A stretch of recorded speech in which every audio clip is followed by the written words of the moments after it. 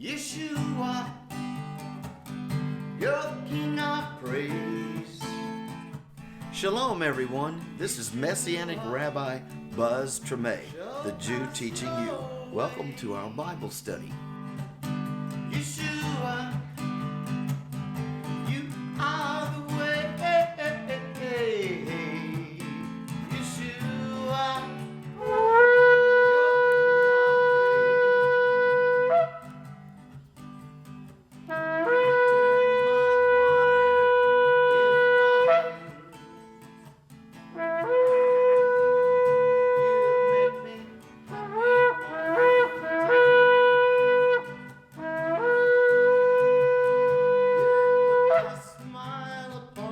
However, it is more often referred to as simply as the law. Now we're talking about the covenant. It's sometimes just simply called the law.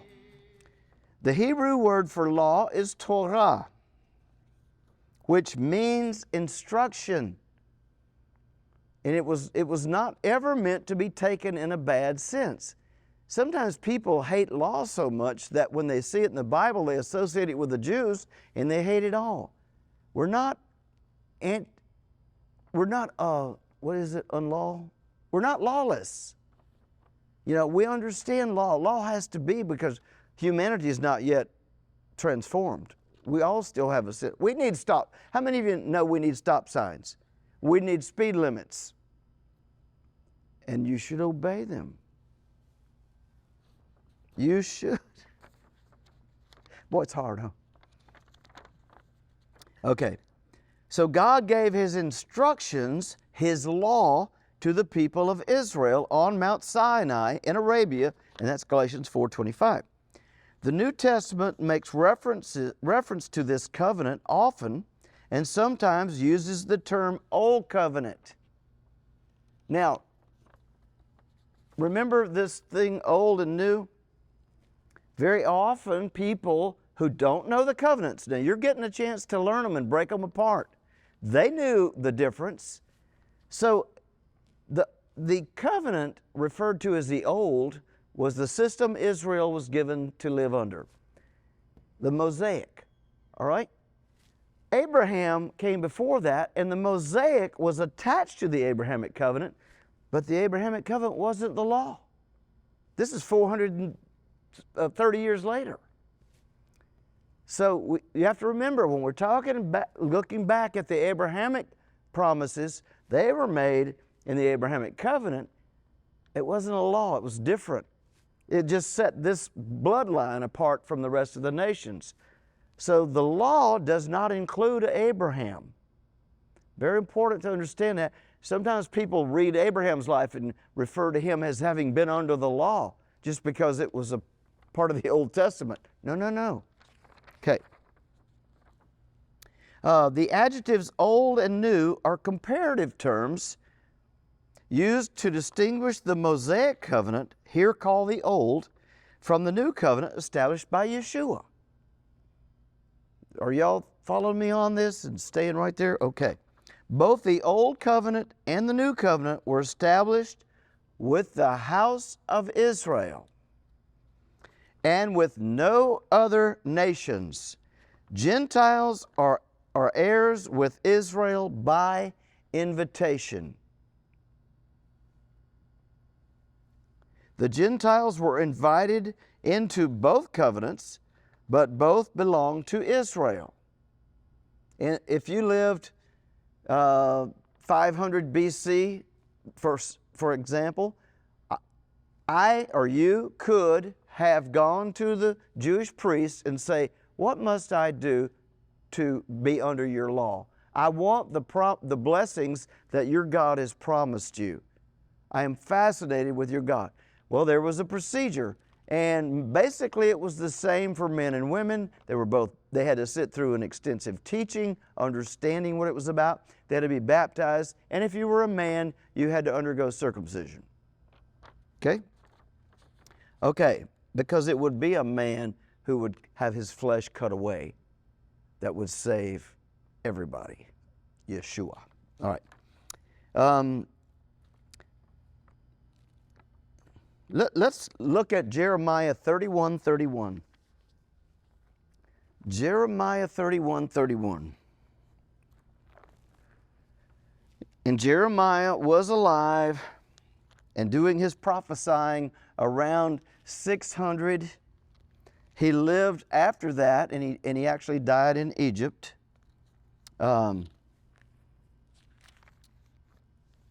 Jeremiah 31:31. Very good book, Jeremiah.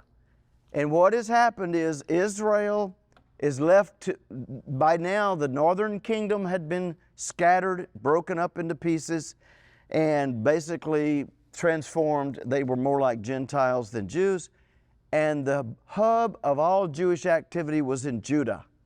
And this is where the term Jew comes from. They were in the area of Jerusalem, the state of Judah, the southern kingdom. But the southern kingdom followed suit, and the Assyrians had attacked Israel, the northern kingdom, in 722 BC. Now we get down to 600 BC, and Judah's about to fall captive. They'll be taken by the Babylonians, which had overpowered the Assyrians and become the world power. That's Iraq today. So we have Syria and Iraq, and all of these places exist today. Persia is Iran. So the Babylonians are getting ready to come down and take Judah, which is all that's left of Israel, take the Jews into captivity. And they're going to take them there for 70 years because Jeremiah prophesied it, that they would be there 70 years. And Daniel, who comes, he's a little younger than Jeremiah, and Ezekiel, these are all prophesying at the same time. But Jeremiah's in Jerusalem telling the people, they're coming. Don't fight these guys. They're coming. It's me, the Lord, who raises up this mighty weapon, this destructor. I'm the one that fanned the flames of the forge to make him a weapon, and I'm going to use him against you. It's a bad nation, and I've chosen to use this developed bad nation against you. When I'm done with their taking you into captivity for 70 years, then I'll deal with them. Because they're bad to the bone. I need somebody bad to the bone for this purpose, so I'm taking them. And by the way, King Nebuchadnezzar gets saved. I don't know if you know that, but he has to spend 7 years eating, like a bird. It said his fingernails and toenails were like that of a bird. His beard and hair were wet with the dew. He was grazing like an animal because he blasphemed God. He mocked God. Said he was the great power of the world. God said, have an animal mind and see how you do with that. Gave him an animal mind. 7 years later, the curse is lifted. He comes to his senses and puts signs all throughout the land. The Lord God, the God of the Jews, is the great God. It's a really good story. A lot of times people overlook that and just want to speak bad about Nebuchadnezzar, yeah, we say in English. All right, so I want you to know that. So Ezekiel was out in the countryside prophesying, it's coming, it's coming. He was taken captive 11 years before it happened. He was over there in the countryside. He was a priest, and he became a prophet of God. God called him to be a prophet to Israel, saying, guys, in a decade, all Hades is going to break loose on Judah. And God says, I'm doing it. I'm doing it. I'm fed up with you offering your sacrifices in my temple. You've got idols in my temple to other gods. I'm up to here with it. And so Ezekiel was there prophesying.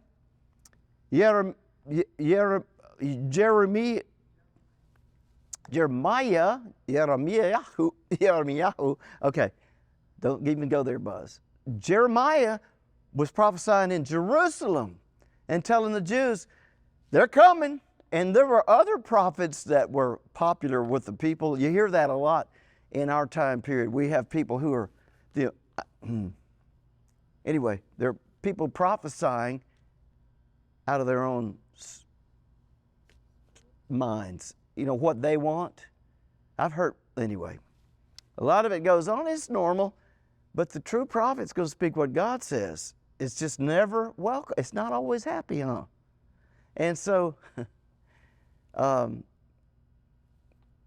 start thinking about all that stuff with COVID and how the prophets were saying, it'll be here a few days and gone just as quickly as it came, you'd think. Now, anyway, so you had prophets that were being pressured by the people to tell them God was going to kick those Babylonians behind. And Jeremiah said, hide and watch. You're going to wish this had never happened. If you resist them, they'll kill you. Yield to them and you'll go off into captivity. So in 586 they went. Well, over in Babylon, in Iraq today, Daniel rose up and became the prophet there. So this is where they all fit in this thing. But here's what Jeremiah says in 31:31. He gave them all kinds of hope. Don't forget that. Jeremiah said, destruction's coming, but I promise you, later I will return you and I will bless you. Keeps promising good things. You need a good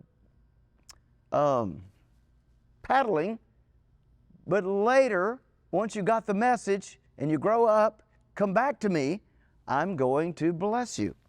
So, and by the way, Jeremiah lived to see Jerusalem fall, and he walked around and watched the siege machines tear God's city apart, and he wept, and he wrote the book of Lamentations. He lamented during that time. Whew, gives me chills. All right, verse 31 of Jeremiah 31. The time is coming, declares the Lord, when I will make a new covenant. With whom? The house of Israel and with the house of Judah. These were two parts of a whole that had been divided, and Ezekiel said they will be joined back again, all 12 tribes complete. Woo. It will not be like the covenant I made with their forefathers. This is the law, the Mosaic covenant.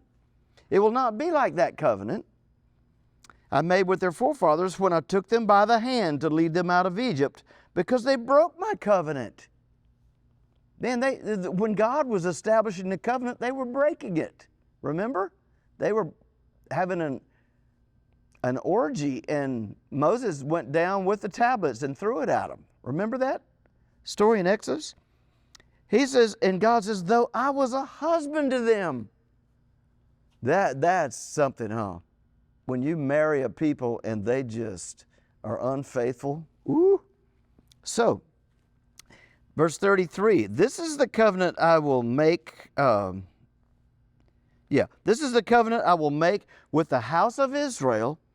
And after that time, declares the Lord, I will put my law in their minds and write it on their hearts. I will be their God and they will be my people. Okay, I'm going to stop there. We're talking about the new covenant. Now, the book of Hebrews chapter 7 and 8 elaborate on this, and they quote those same scriptures, and they said, what was wrong with the old covenant? And they clearly say, God says, something was wrong with it. What was wrong? It was given to a people who had no capability of living up to its standard. No way. Why? Because they had a fallen nature. So how did God get around that and change it? He sent His Son in the likeness of sinful man to die for each and every one, to redeem those who were born under that covenant and under law, under sin. And once they were freed from it, then there was no they were as perfect as God is perfect. He says, now I'll give you the deposit guaranteeing what is to come, the Holy Spirit, which is the seal of the new covenant. So the big problem was during those transitional years, Israel struggled to figure out how to live in this new covenant because they had 15 to 1600 years of law practice. And now they're living to the freedom of the new covenant, but yet they're still Jews and they're still among people who will hurt you if you break the law. And their thing was, we're not bound to it. Paul, he got beat up a lot, right? Can you imagine that? He got beat up a lot, and here he was, one who was beating other people up because they weren't keeping the law. He did it to Christians. He said, I was a violent man. And then the Lord appeared to him and said, hey, you love me, but you're going about it the wrong way. I'm going to show you the way. And he starts preaching and calling it the way. So there's a new way to serve God in spirit and in truth. This is what the Father seeks in John chapter 4. Y'all remember the story, huh?